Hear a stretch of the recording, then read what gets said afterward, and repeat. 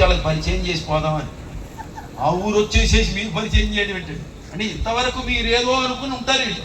అందుకని కాదు బాబు, వీళ్ళందరూ కడిగే రకాలు, అందుకని వీళ్ళందరి చేత మీకు ఏదైనా ఉంటే కడిగించుకోండి వీళ్ళతో అని చెప్పిపోదామని. చెయ్యండి, అర్థం చేయండి. ఇవాళ నుంచి మీకు ఏదైనా కావాలంటే వీళ్ళు కడుగుతారు, కడిగించుకోండి. చెప్పండి, మీ మనస్సులో ఉన్న మలినాన్ని కడిగేస్తారు, మీ గుండెల్లో ఉన్న మలినాన్ని కడిగేస్తారు, మీ యొక్క మాటలో ఉండే మలినాన్ని కడిగేస్తారు, మీ కంటి చూపులో ఉన్న మలినాన్ని కడిగేస్తారు, ప్రతి దాన్ని కడిగేస్తారు, మిమ్మల్ని పవిత్రులుగా మార్చేస్తారు, పరలోకంలో నిలబడడానికి తగినట్లుగా మిమ్మల్ని తయారు చేసి అందంగా తయారు చేసి యేసు ఎదుట నిలబెడతారు. వీళ్ళంతా దేవుని స్తోత్రం. కొట్టండి, గట్టిగా చెప్పండి, కొట్టండి ఒకసారి, చేతులు పైకి ఎత్తి గట్టిగా స్తోత్రం చెప్పండి ఒకసారి. హల్లెలూయా, హల్లెలూయా, హల్లెలూయా, హల్లెలూయా, హల్లెలూయా. కలవచ్చండి, చిన్న ప్రార్థన చేస్తాను. ప్రేమగల తండ్రి, నీ ఘనమైన నామమునకు స్తోత్రం. ఈ రెండవ రాత్రి ఈ ప్రజల ఎదుట కొద్దిసేపు నీ మాటలు మాట్లాడగలిగిన కృప ఇచ్చినందుకు స్తోత్రం. నేను నీవెంత తగ్గించుకున్నావో, ఎంత సేవకుడవు, ఎంత దాసుడవు అయ్యావో, ఎంత ప్రేమను మా ఎదుట మా పట్ల కనపరిచావో దేవా, నీ యొక్క ఔదార్యం ఎంత ఉన్నతమైనదో దాన్ని మరొకసారి మేము మననం చేసుకోవడానికి నువ్వు ఇచ్చిన కృప కొరకు స్తోత్రం. నీకు సాటి అయిన వారు ప్రపంచంలో మరెవ్వరు లేరు. నీకున్న తగ్గింపు మరెవరికి లేదు, నీకున్న సేవక తత్వం మరెవరికి లేదు, నీకున్న ఓర్పు ఎవరికి లేదు, నీకున్న త్యాగం ఎవరికి లేదు.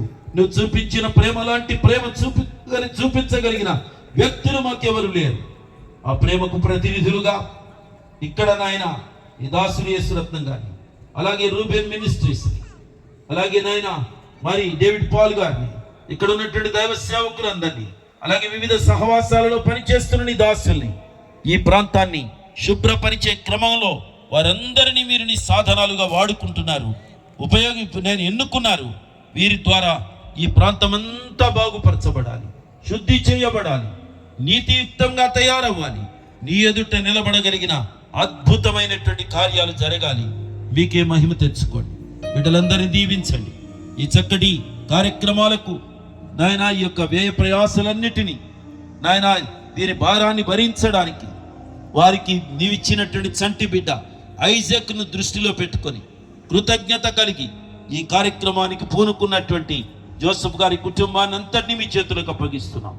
మరెక్కువగా నీ సేవలో, నీ యొక్క కార్యక్రమాలలో, నీ సువార్త వ్యాప్తిలో, ఆయన సేవకులకు సహకారం అందించడంలో, అలాగే ప్రజలకు సేవ చేసి వారికి ఒక దిశానిర్దేశాన్ని చూపించి అనేక మంది యొక్క జీవితాలు పోషించబడడానికి ఆ కుటుంబాన్ని ఇంకా వాడుకోండి. ఈ పరిచర్యలు దీవించండి. యేసు నామం పేరిట ప్రార్థిస్తున్నాము తండ్రి. ఆమేన్. Thank you very much.